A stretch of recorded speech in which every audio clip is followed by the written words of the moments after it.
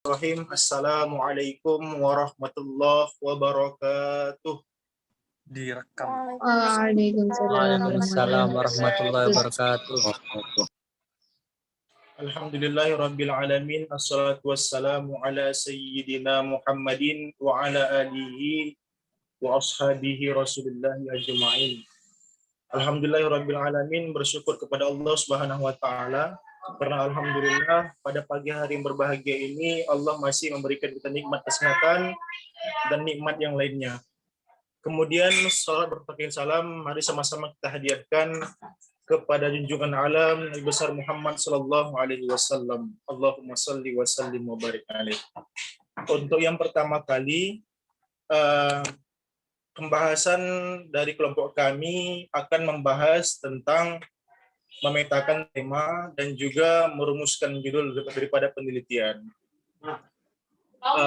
Kawan-kawan sekalian bisa melihat PPT yang sudah kami tampilkan kepada layar kalian. Untuk yang pertama, pengertian tema akan saya bahas. Bahwasanya penelitian itu sama halnya dengan kehidupan. Ketika kita haus, maka ada beberapa langkah yang akan kita lakukan, seperti mengambil tempat untuk minum, kemudian menuangkan air dalam gelas dan minum. Begitu pula dengan penelitian. Apalagi dengan awal daripada penelitian itu harus memetakan tema dan juga merumuskan judul yang akan kita sampaikan nanti.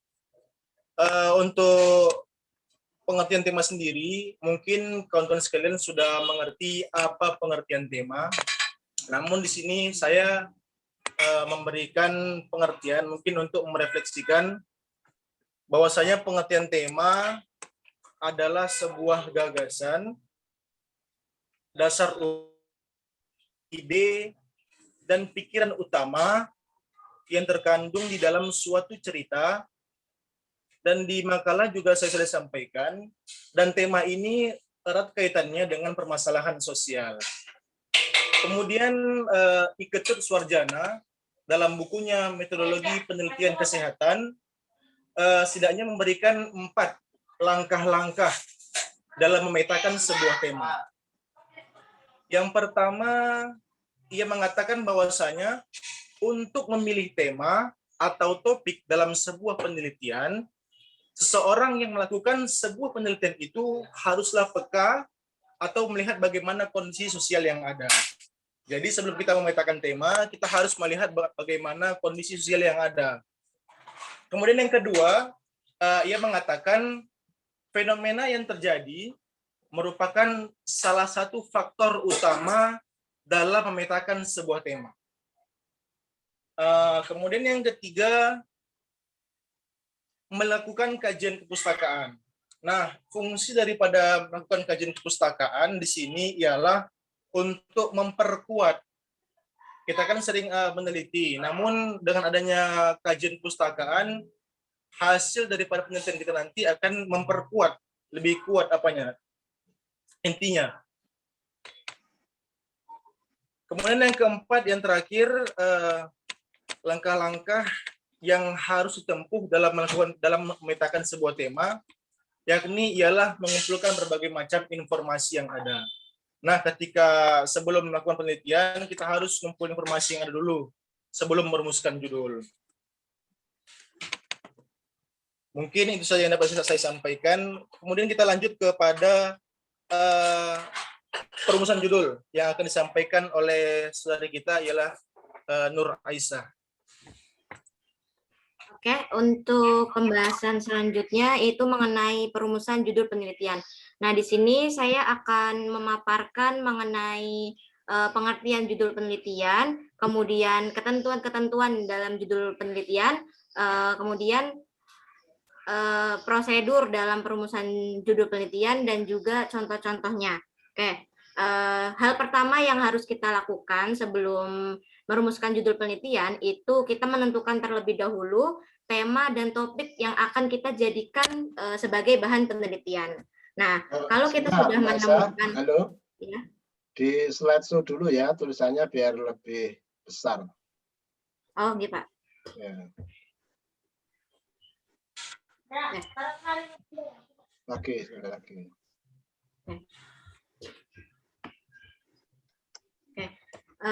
Selanjutnya, nah, kalau kita sudah menemukan tema dan topik yang akan kita jadikan judul penelitian, baru kita masuk ke dalam perumusan judul penelitian. Nah, sebelum kita ke perumusan judul penelitian, kita harus mengetahui terlebih dahulu pengertian mengenai judul penelitian. Nah, yang pertama pengertian judul penelitian. Nah, pengertian judul menurut Kamus Besar Bahasa Indonesia adalah perincian atau penjabaran dari topik. Jadi judul di sini sifatnya itu lebih spesifik, sifatnya lebih sempit daripada topik. Nah, sedangkan perumusan judul penelitian yaitu pemilihan istilah atau kata yang baik dan benar yang kemudian dirangkai menjadi kalimat informatif yang berguna untuk memberikan gambaran dari pembahasan suatu karya ilmiah. Nah, kebanyakan nggak sedikit ya dari ingin merumuskan judul. Nah, di sini ada sumber-sumber yang dapat kita jadikan untuk mendapat inspirasi atau ide untuk memperoleh judul. Di sini sumbernya yang pertama itu buku-buku bacaan atau referensi.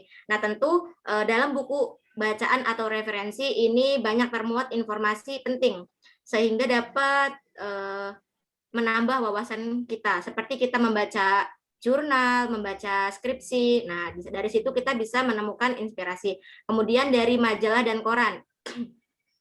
Kita juga bisa mendapatkan inspirasi dari membaca majalah dan koran. Barangkali ketika kita membaca majalah atau koran, di situ ada berita menarik sehingga bisa dijadikan sebagai judul topik yang akan kita bahas dalam penelitian.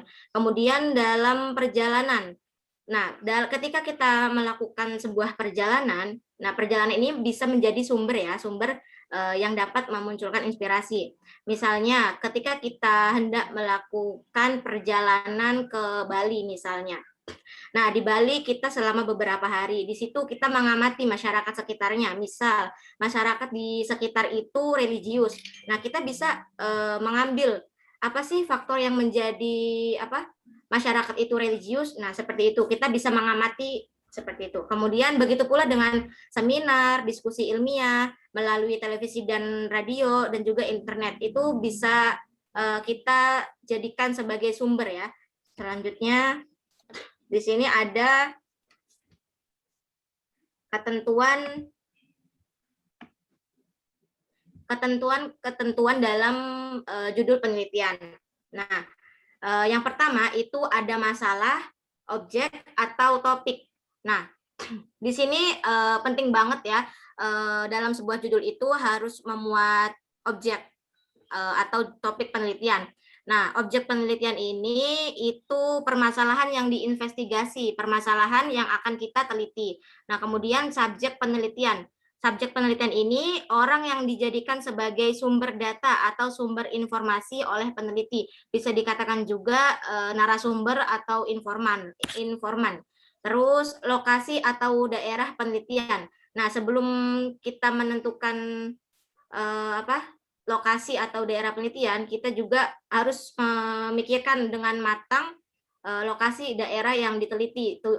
Alasannya apa? Misal memilih daerah Gunung Kidul atau memilih SMP atau memilih tempat yang lainnya gitu. Terus strategi metode penelitian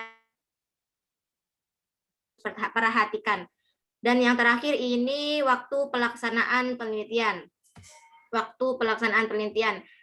Terus selanjutnya prosedur dalam perumusan judul penelitian. Yang pertama, kalimat pada judul penelitian memuat topik yang akan diteliti. Ini sudah pasti ya.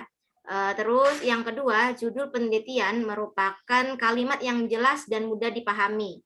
Terus yang ketiga, judul penelitian tidak menggunakan kalimat yang puitis. Nah, tidak boleh menggunakan kalimat yang puitis.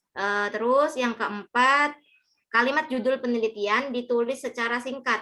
Oke. Terus yang kelima, judul penelitian ditulis dalam bentuk kalimat berita. Di sini kalimat berita ya, berarti tidak diperkenankan dengan kalimat tanya.